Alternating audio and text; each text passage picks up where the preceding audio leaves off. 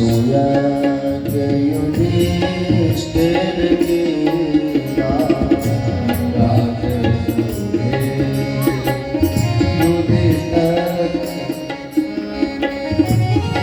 तामे झूठ उठाई हो तामे झूठ उठाई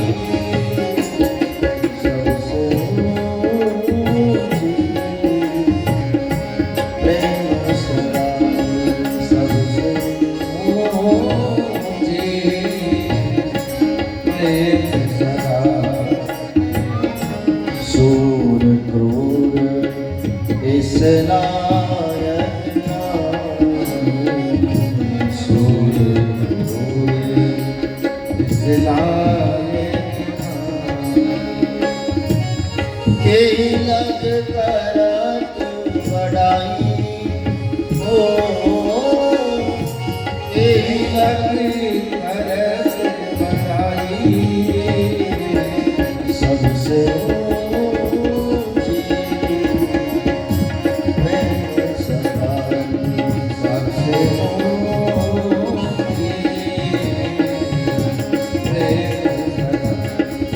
सबसे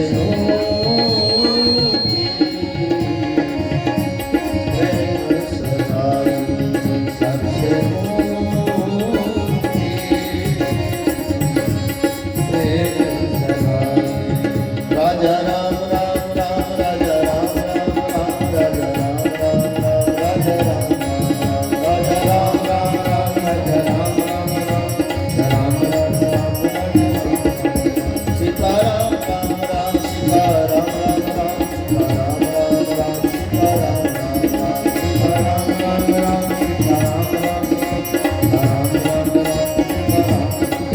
हरि बोल हरि बोल हरि बोल हरि बोल हरि बोल हरि बोल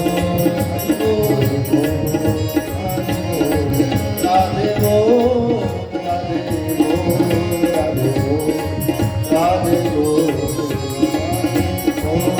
राधे बोल राधे बोल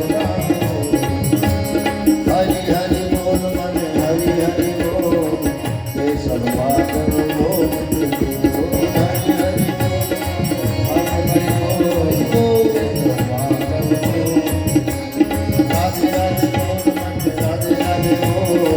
मुकुंद माधव गोविंद राधे राधे बोल बने राधे राधे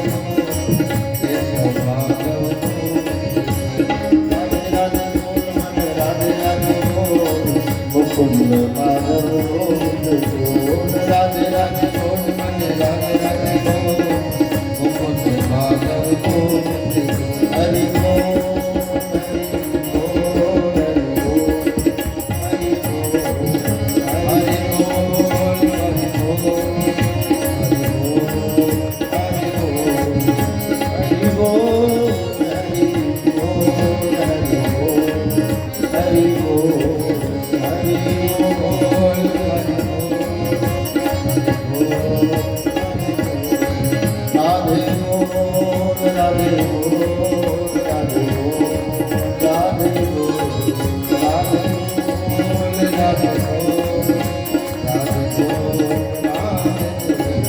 हरि बोल राधे बोल राधे बोल राधे बोल राधे बोल जय जय श्री राधे जय जय श्री राधे जय जय श्री सबसे ऊंची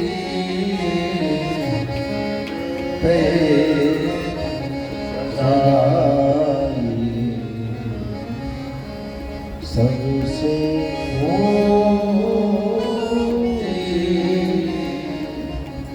प्रेम सदा ठग कहो ठाकुर कहो चाहे कहो कोई चोर लेकिन बिना प्रेम रीझे नहीं नटवर नंद राम ही केवल प्रेम प्यारा, राम केवल प्रेम जान लियो जोई जाननिहारा, जान लो जोई जान। पोथी पढ़कर जग मोए पंडित भय न कोई, और 2.5 अक्षर प्रेम को पढ़े सु पंडित। ये 2.5 अक्षर की महिमा को जीवन में समझ पाना बड़ा दुर्लभ है, और जिसने इस शब्द की महिमा को समझ लिया, समझो परमात्मा को पा लिया। क्योंकि बिना प्रेम रीझे नहीं, नटवर नंद किसी, जान लियो सोई जान। राम ही केवल प्रेम प्यार। तो विदुर जी ने पाया, विदुरानी धन्य हो गई। भगवान फिर गए पांडवों के पास, निर्भर किया। महाभारत का युद्ध होता है। युद्ध की बहुत व्याख्या भागवत जी में नहीं है, बस इतना बताया गया कि धर्म धर्म की लड़ाई हुई और इसमें धर्म की विजय हुई, अधर्म परास्त हुआ। दुर्योधन की दुर्गति हुई, युधिष्ठिर हस्तिनापुर की राजगादी पर आरूढ़ हुए, धर्म ध्वजा लहराने लगे। द्रोणपुत्र अश्वत्थामा कभी बदले का भाव लेकर के द्रौपदी के सोती हुई अवस्था में 5 पुत्रों की हत्या कर देता है कि पांडवों ने छल से मेरे पिता को मारा है, मैं उनका वंश नष्ट करूंगा। तो सोती हुई अवस्था में 5 बालकों को मार दिया। द्रौपदी रोने लगी, बिलखने लगी। अर्जुन और श्री कृष्ण अश्वत्थामा की मुस्क बांध कर लाए, द्रौपदी के सन्मुख पेश किया। देवी, यही तेरी संतान का हत्यारा है, तू जो कह इसको सजा दे। बोले ऊंच निवास नीच करतूती, देख न सके पराई विभूति। ये इतने उच्च पद पर बैठा आदमी और इसने ये निंदनीय कर्म किया। क्योंकि बालकों की हत्या, गौ हत्या, ब्राह्मण हत्या, संत हत्या, ये तो सर्वत्र निंदनीय अपराध है। इसके द्वारा ये हुआ, एक संत के पुत्र ने ये किया। मुझे लगता है कि इसके द्वारा जो कर्म हुआ ना, वही इसका दंड है। इसको बख्श दिया, क्षमा कर। और क्षमा करने वाला बहुत बड़ा होता है मेरे भाई, ध्यान रखना। दंड तो कोई भी दे देगा, बड़ी बात नहीं, लेकिन क्षमा करने वाला बहुत बड़ा होगा। लेकिन लोग उल्टी मती से सोचे, क्षमा कर दिया है बस ऐसे ही छोड़ दी, हम होते तो ये कर देते, हम होते तो ये कर देते, उकसाने के लिए। कोई तुम्हें बुरा कहे, कोई तुम्हें बुरा करे, तो सुन कर करो क्षमा। कोई तुम्हें बुरा करे, तो सुन कर करो क्षमा। वाणी के स्वर सुधार लो, बस हो गया भजन। वाणी के स्वर सुधार लो, बस हो गया भजन। आदत बुरी सुधार लो, आदत बुरी सुधार लो, आदत बुरी सुधार लो, आदत बुरी सुधार लो, बस हो गया भजन।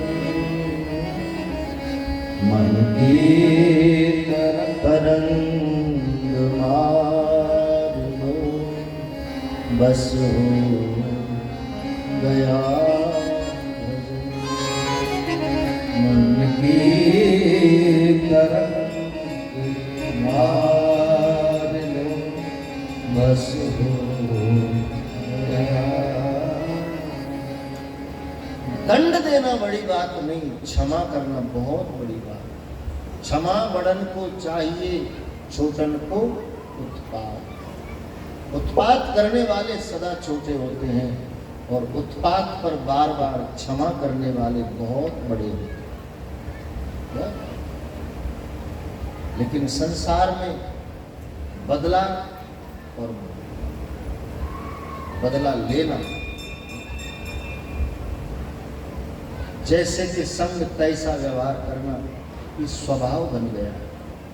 लेकिन ये गलत है मेरे भाई। सामने वाले को शर्मिंदा करना हो तो दंड मत दो, क्षमा करो। दंड से ज्यादा उस पर असर पड़ेगा। दंड देना कोई बहुत बड़ी बात। आपने कथा सुनी, गोदावरी नदी में एक महात्मा नहाकर बाहर आए तो कोई मूर्ख आदमी आया और उसके ऊपर थूक दिया। लेकिन संत ने कोई क्रोध नहीं किया, कोई गुस्सा नहीं किया। दोबारा गए, नदी में नहाए, फिर बाहर आए, फिर थूक दिए। फिर भी क्रोध नहीं किया महात्मा, फिर गए, स्नान किया, बाहर आ गए, फिर थूक दिए। इस तरह लगातार 108 बार या ये मूर्ख आदमी थूकता रहा और महात्मा जी नहाते स्नान करते। 108वीं बार जब महात्मा जी स्नान कर बाहर आए ना, तो मूड भी उनके चरणों में गिर गया। बाप जी क्षमा कर दो, गलती हो। आप कितने महान, कितने शीतल हो आप। मैंने कितना आपको सताया और आपने किंचित मात्र क्रोध व्यक्त नहीं किया, आपको गुस्सा नहीं आया। महात्मा मुस्कुराते हो कि क्यों, गुस्से वाली क्या बात। बोले मैंने आपको इतना परेशान किया, आपके ऊपर थूका, बार बार आपको मेरे कारण नहाना पड़ा। मुस्कुराते हो महात्मा ने कहा भैया तू जो माने सो मान, लेकिन मैं तो मान रहा हूँ गोदावरी भैया की मेरे ऊपर परम कृपा है जो मुझे 108 बार नहाने का अवसर दे दी। तो निमित्त है करने वाले तो वो, तो थूकता नहीं तो मैं नहाता था। तो साधु बुद्धि ये जो कचरे में से भी मोती चुन ले, लाख बुराइयों में से भी जो अच्छाई को ढूंढ ले, साधु बुद्धि इको कब।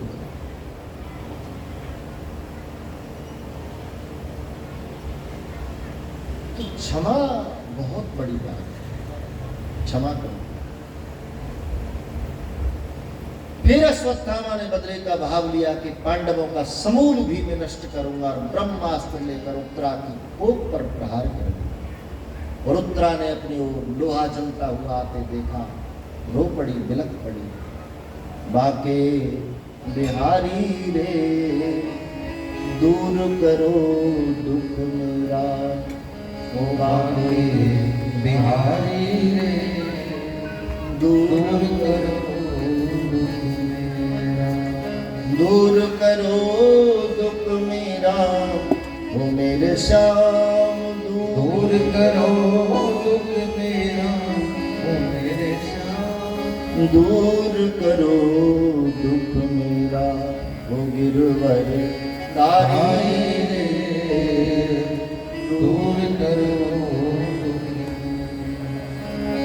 सुना है जो तेरी शरण में आवे उसके सब संकट कट जावे, आए शरण तिहारी रे प्यारे, दूर करो दुख मेरा, ओ गिरवर तारी रे दूर करो, ओ बाके बिहारी रे दूर करो। मीरा अहिल्या गणिका तारी, सबरी तुमने पार उतारी, अब आ गई मेरी बारी रे प्यारे, दूर करो दुख मेरा, गिरवर धारी रे दूर करो दुख मेरा। हे गोविंद, हे गोपाल, बार बार उत्तरा पुकारती, भगवान प्रकट हुए, देवी क्या है। भगवान ये लोहा जो मेरी ओर आ रहा है मुझे जला दे, भस्म कर दे, परवाह नहीं, लेकिन मेरी कोख में पांडवों का अंतिम समूल पल रहा है, कृपया उसकी रक्षा करो। भगवान जानते उसकी कोख में मेरा भक्त है। भगवान छोटा रूप लेकर गृह में प्रवेश कर गए और सुरक्षा का चक्र बालक के चारों ओर नियुक्त कर दिया और ब्रह्मास्त्र का वहीं के वहीं खंडन कर दिया। भगवान ने गर्भस्थ शिशु की रक्षा करके प्रमाणित कर दिया कि मुझे भक्त की हर हाल में चिंता होती, कहीं भी जाकर भक्त की मदद करता।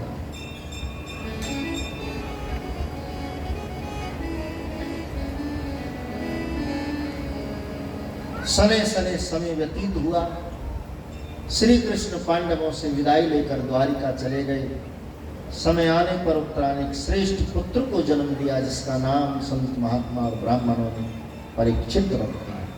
बोलिए परीक्षित जी महाराज।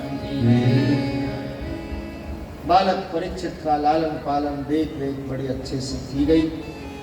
उसको उत्तम संस्कार दिए गए, उच्च शिक्षा दी गई और समय धीरे धीरे व्यतीत हुआ। बालक और बड़ा हुआ, बच्चों के साथ उद्यान में खेलने चला जाता है। कथा ऐसी आती है, कोई उद्यान में संत सभा निकट में चल रही थी और उद्यान में कुछ बालक खेल रहे थे, तो बच्चों ने घास का एक सांप बनाया और उस सांप को एक दूसरे के ऊपर उछाल रहे थे। तो बालक परीक्षित ने जब इस सांप को उछाला तो जैसे उछाला ये सांप दुर्वासा ऋषि के ऊपर जा गिरा। अब बच्चों को जैसे अपना खिलौना वापस लेना था तो एकदम बोले बाबा सांप, और बाबा ने जैसे सुना सांप तो बाबा एकदम उछल गए। बाबा सांप से डरते थे और उछले तो आसन से गिर गए।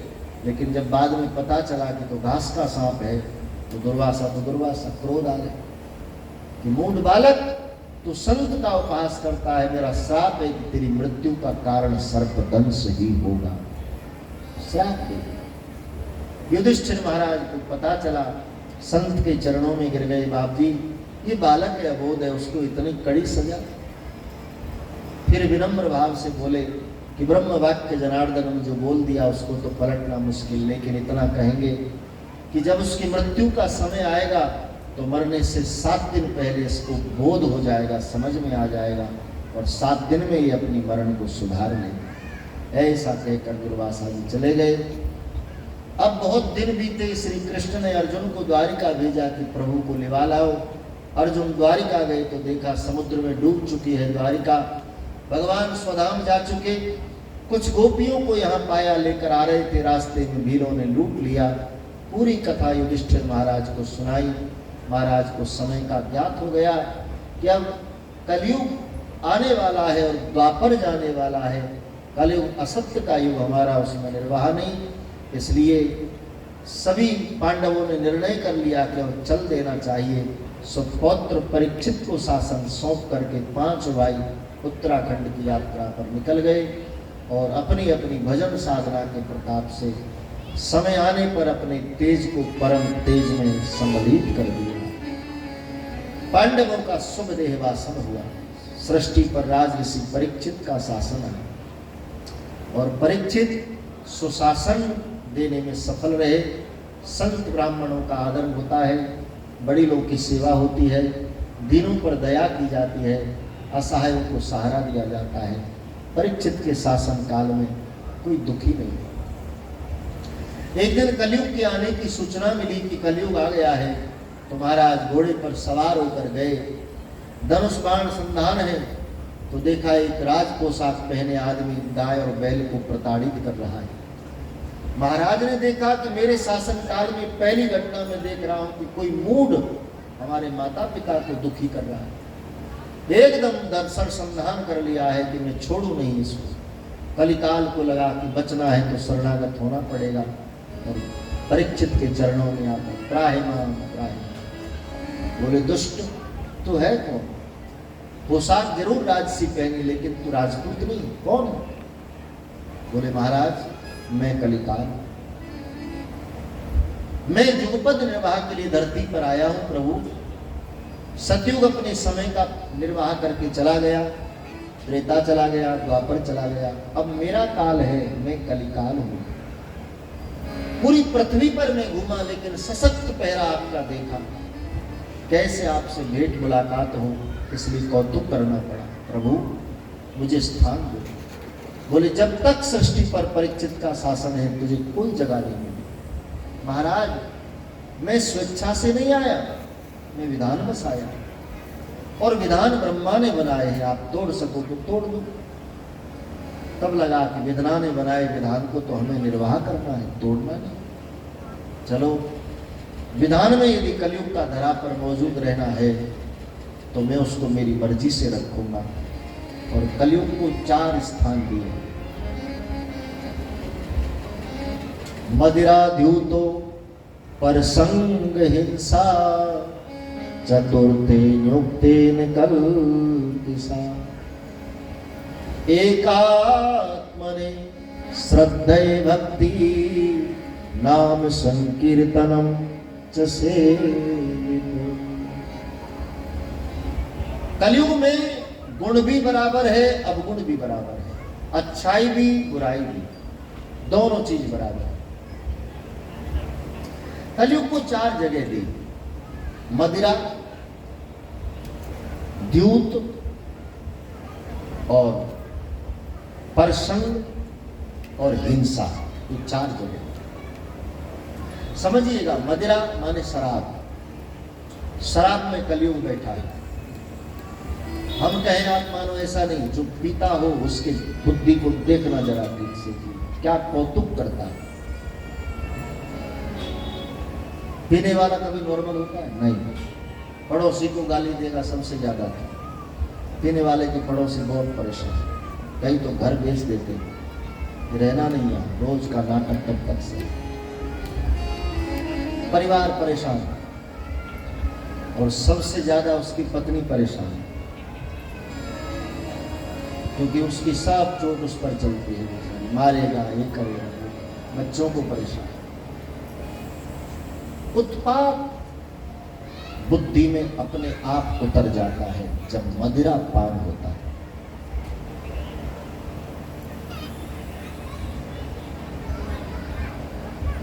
द्यूत माने जुआ। जुआ का जो प्रेमी होगा वो सब अवगुणों में होगा। चोरी भी करेगा, बेईमानी भी करेगा, असत्य भी बोलेगा, अधर्म भी करेगा, जुआ जो खेलेगा।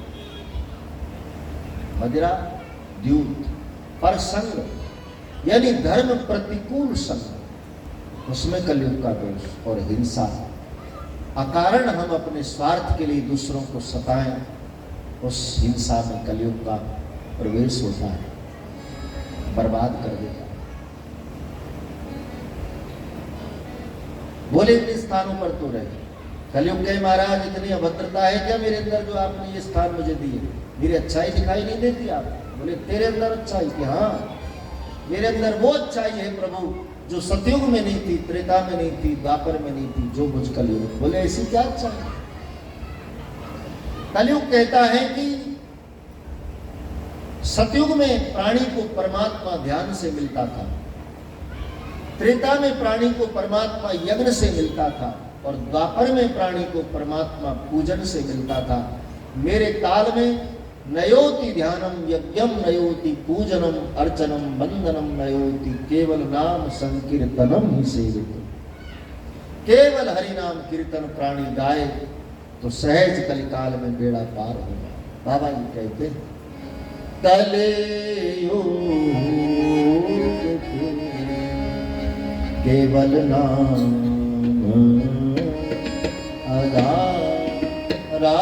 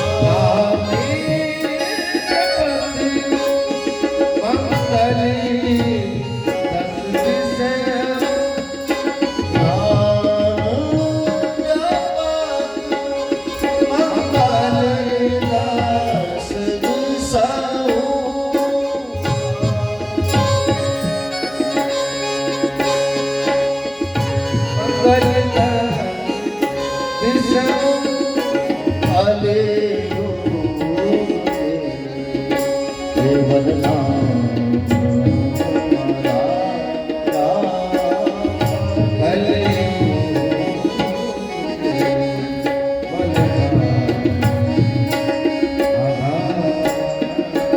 सुमेर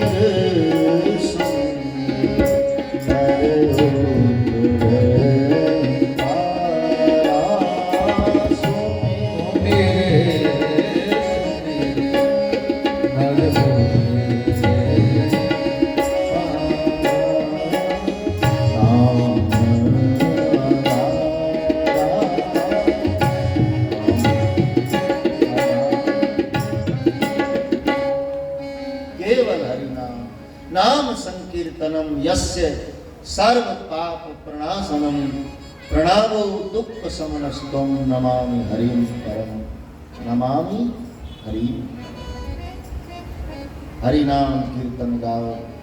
कलयुग में इससे अच्छा और कोई दूसरा साधन नहीं। सतयुग में सब कुछ करो, यज्ञ ध्यान न करो तो सब अधूरा। त्रेता में सब करो, यज्ञ न करो तो सब अधूरा। द्वापर में सब करो, पूजन न करो तो सब अधूरा। ऐसे ही कलयुग में सब करो और कीर्तन न करो तो सब अधूरा। नाम संकीर्तनम यस्य सर्व पाप प्रणाशनम प्रणामो दुख समनस्तम नमामि हरिम परम। और यहाँ महत्व जाता है हरि नाम कीर्तन गाने वालों को।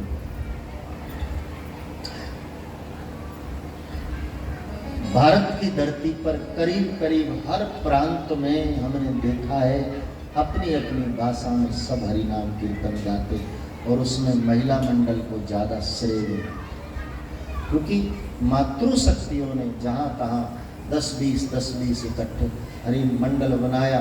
और फिर सोमवार को है कि बुधवार को है कि गुरुवार को है कि शुक्रवार को है, और तेरे घर इस दिन, तेरे घर इस दिन, हर मोहल्ले में हरि नाम की जागृति, गांव गांव में हरि नाम की जागृति। तो बहुत अच्छी प्रावधान है मेरे भाई।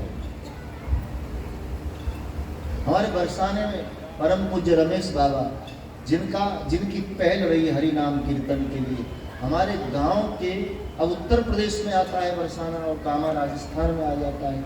तो ये महात्मा उत्तर प्रदेश की धरती पर श्रीधाम बरसाने में रहते, लेकिन राजस्थान की बहुत सी भूमि को उन्होंने अपने उसमें, और इधर उत्तर प्रदेश में कहाँ कहाँ गांव गांव में अपनी ओर से माइक बंटवाए हैं कि उसको लटकाओ और गली मोहल्ले शोभा यात्रा, प्रभात फेरी, हरि नाम कीर्तन, ताकि जागृति हो, एक दूसरे को देख करके लत लगे हरि नाम गाने की। एक गा रहा है तो दूसरा अपने आप गुनगुना रहा है, और ऐसे ही एक के बाद एक जगत कल्याण हो रहा है। और गाना चाहिए मेरे भाई बहन, कीर्तन की रुत है। अब नहीं गाएंगे तो फिर कब गाएंगे? सतयुग में तो मौन बैठना होता था, ध्यान साधना होता था। त्रेता में स्वाहा स्वाहा यही बस होता रहता था। द्वापर में पूजन विधान में पूरा टाइम बीत जाता। एक कलयुगी तो है कि कहीं भी बैठकर भाई कुभाए अनक आल सहु नाम जपत मंग। पार्क में, जंगल में, शहर में, घर में, गांव में, कहीं भी जहाँ जैसे हो वैसे हरि नाम गाओ, सहज कल्याण हो। और गाइए, क्योंकि जीवन का क्या भरोसा है, क्या भरोसा है, कब जीवन की शाम हो जाए कोई भरोसा नहीं। कितने चहेते, मैंने कल भी कहा कि कैसी त्रासदी का समय अभी बीता, कितनी बड़ी महामारी जगत में फैली, दुनिया त्राहे त्राहे कर रही थी चारों ओर, और ऐसी अवस्था में हरि नाम हो तो कितना बल मिले। स्वामी रामतीर्थ कहे कि मैंने मेरे मस्तक पर बांधा है, उस कफन को अपना सरताज बनाया है, जब से सुना है कि जिंदगी मौत की अमानत है। ये सच है, कब वो ले ले कोई भरोसा नहीं। इसलिए यहाँ कहाँ बचपन, कहाँ जवानी, कहाँ बुढ़ापा, कब बुलावा आए क्या ठिकाना। एक सूफी कहता है, काल सदा अपने रस डोले, ना जाने कब सर चढ़ गए। काल सदा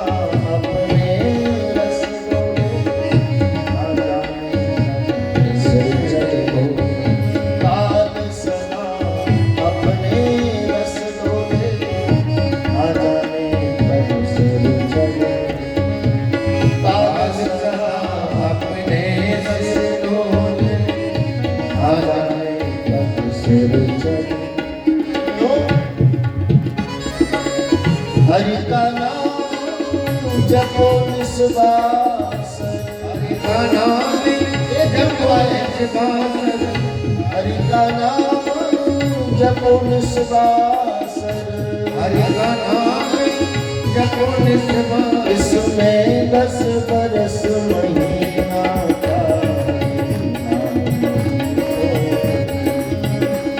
हरि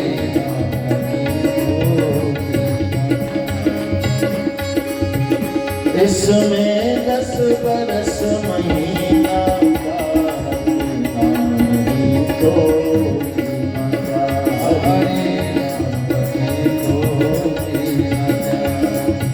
अमृत है हरि नाम जगत में, अमृत है हरि नाम जगत में, अमृत है हरि नाम जगत में, अमृत है हरि नाम जगत में। इसे छोड़ से रस पीना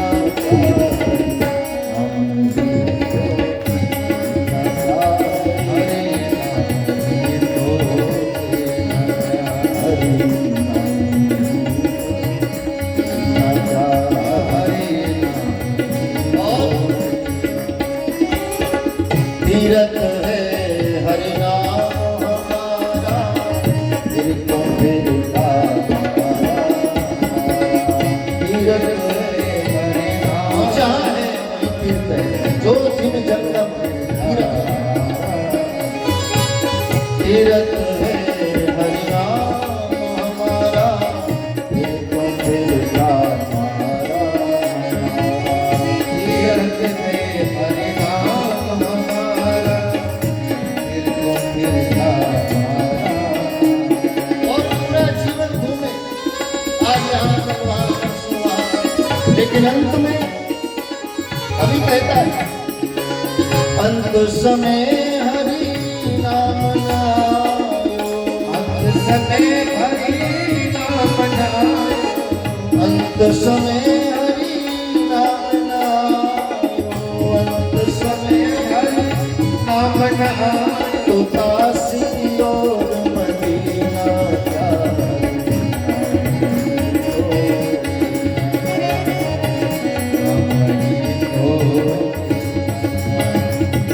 अंत समय प्रभु नाम गाओ, अंत समय हरि नाम नायो, तो काशी और मदीना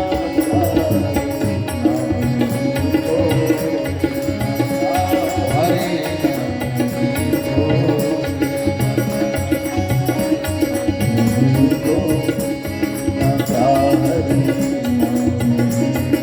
और आप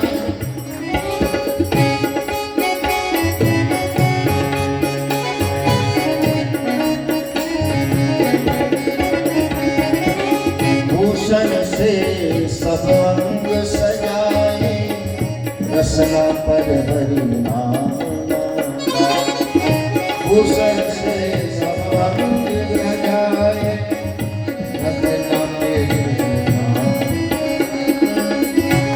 पूरा सोने का जेवर पहन लो, पूरे शरीर को सोने से ला दो और उसी समय प्राण निकल जाए, तो परिवार वाले क्रिया बाद में करेंगे, पहले बंटवारा करो, ये तेरा ये मेरा ये उसका, ये जगत के लिए है। लेकिन गले में तुलसी की माला पहनी होगी ना, उसको कोई नहीं देखेगा, वो तुम्हारे संग में चली जाएगी। लेकिन सबका बदला भजन को कौन बांटेगा? भूषण से सब अंग सजाए, रसना पर हरि नाम गाए। भूषण से सब अंग सजाए, रसना मेरे नाम गाए। तेरी देह पड़ी रे यहीं पर, जो सजी है तेरी देह पड़ी रे यहीं पर, पड़ी जाए, तेरी देह पड़ी रे यहीं पर, पड़ी जाए। फिर कुंडल और नगीना गाए।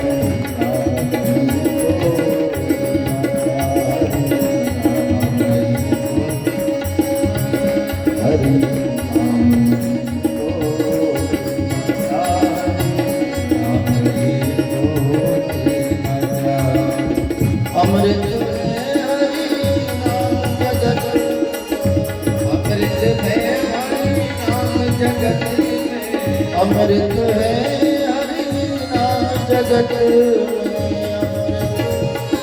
हरि नाम जगत से छोड़ से रस पीना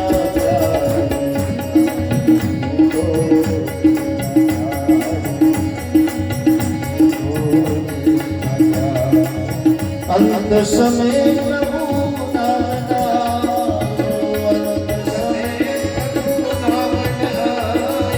अंत समय हरि नाम हरि नाम तो काशी और मदीना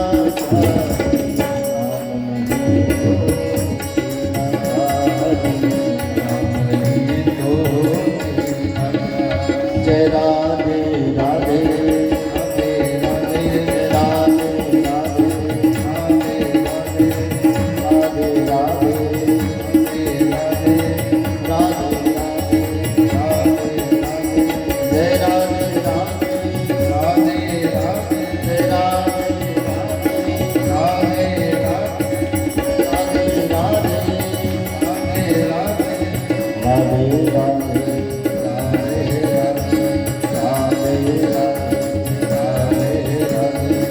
राधे राधे तेरी देह पड़ी रे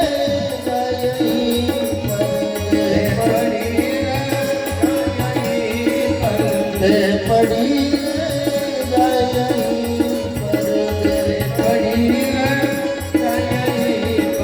कुंडल और नगीना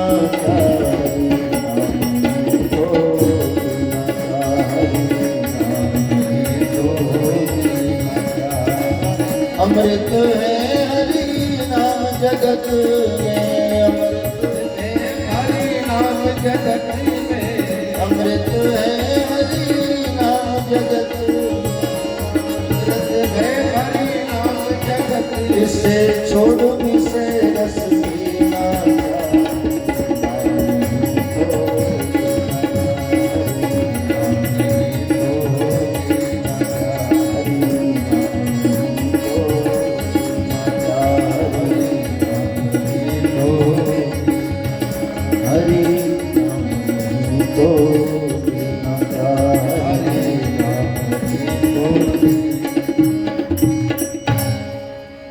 हरि नाम गाने का युग है, हरि नाम सुनने का युग है, हरि नाम जपने का युग है।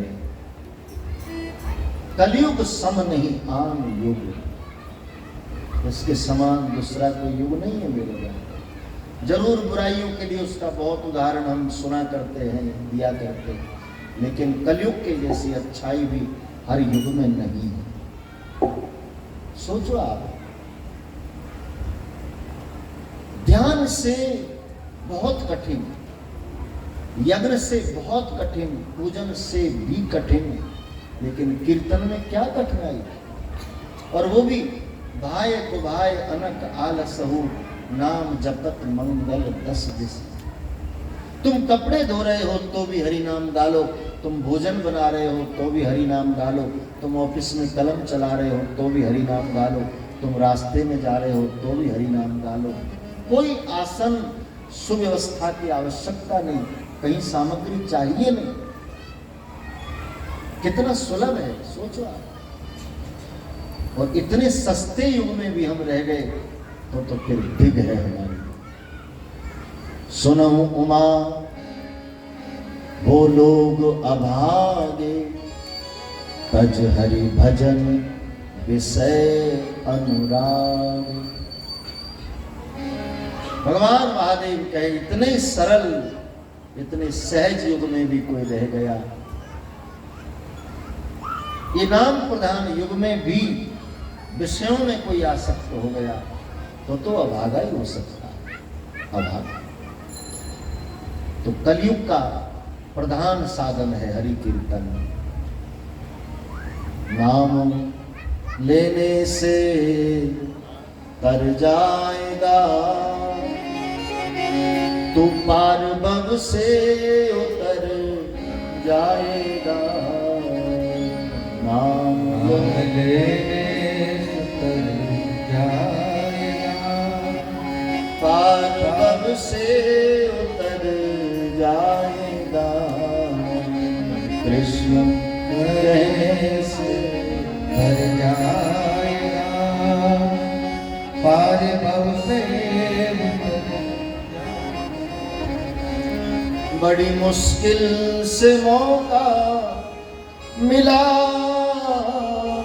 बड़ी मुश्किल से मौका मिला, बड़ी मुश्किल से दर्द मिला, बड़े भाग मानव का ये मौका मिला। पशु कहाँ भजन करेगा, जीव जंतु कहाँ भजन करेगा? हमको मनुष्य बनाया है, हमको भजन करना ही चाहिए, कीर्तन गाना ही चाहिए। ये मौका दिया है, बड़ी मुश्किल से मौका मिला, बड़ी मुश्किल से नर्तन मिला, बड़ी मुश्किल से मौका मिला, बड़ी मुश्किल से दर्द मिला। क्या पता फिर किधर जाएगा, वो क्या पता फिर किधर जाएगा। सोचिए, जीव तो कुत्ते में भी है, बिल्ली में भी है, बंदर में भी है, चींटी में भी है। हमारे जीव को ये मनुष्य शरीर मिला, हम बड़भागी नहीं? क्या पता फिर कहाँ जाएगा, क्या पता फिर किधर जाएगा। हरि नाम लेने से कर जाएगा, तू पार बन से उतर जाएगा। नाम लेने से कर जाएगा, पार भव से उतर। होगी घर घर में चर्चा तेरी, होगी घर घर में चर्चा तेरी, होगी घर घर में चर्चा तेरी,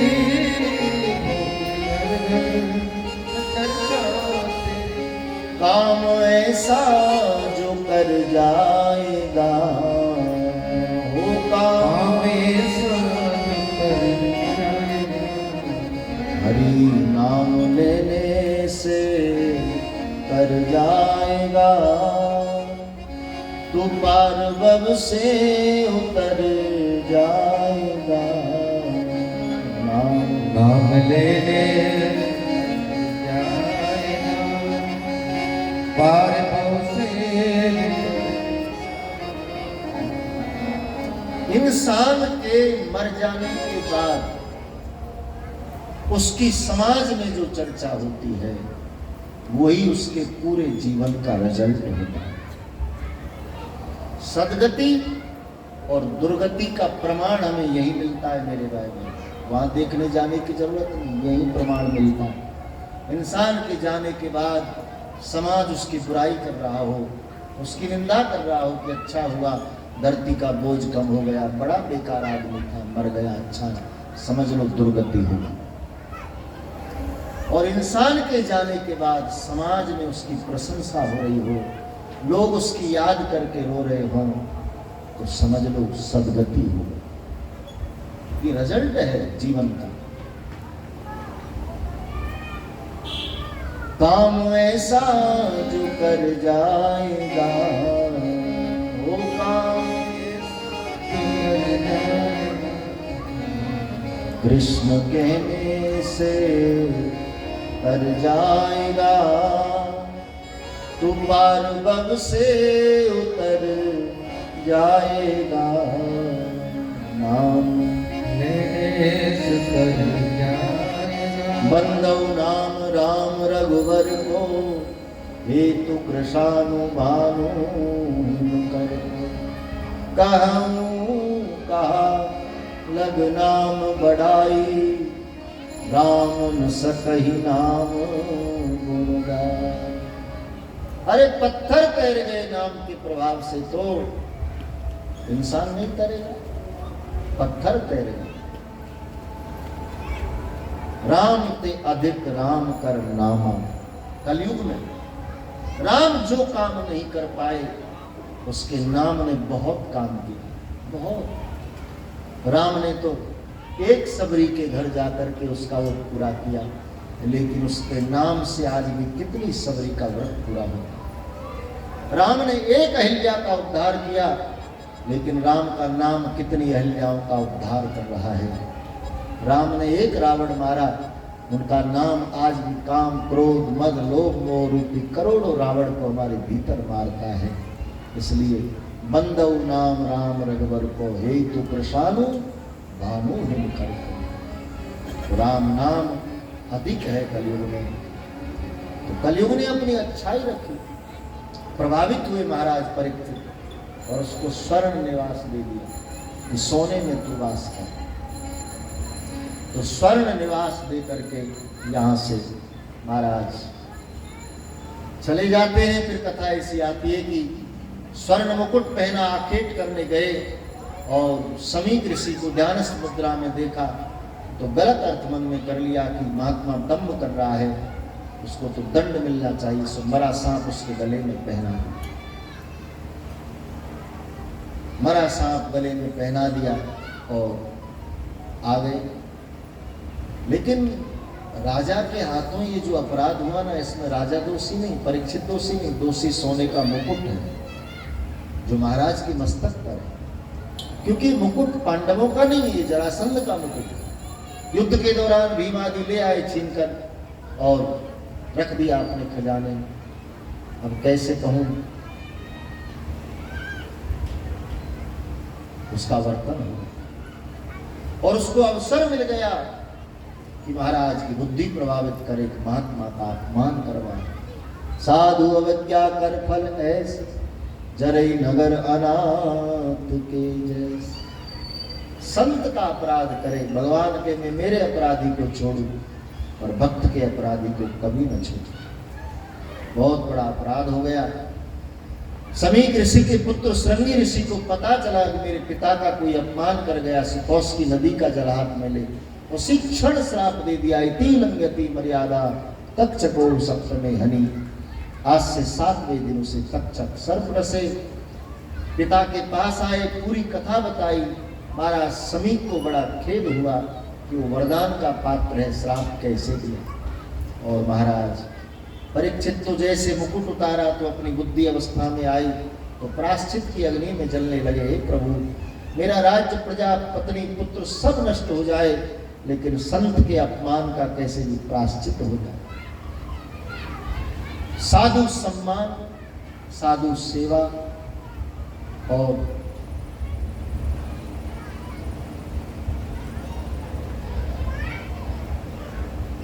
साधु की स्वाधीनता, ये 3 गुण इंसान को बिना भजन के भव पार कर देती है। ये 3 संत के प्रति सदा सम्मान का भाव हो।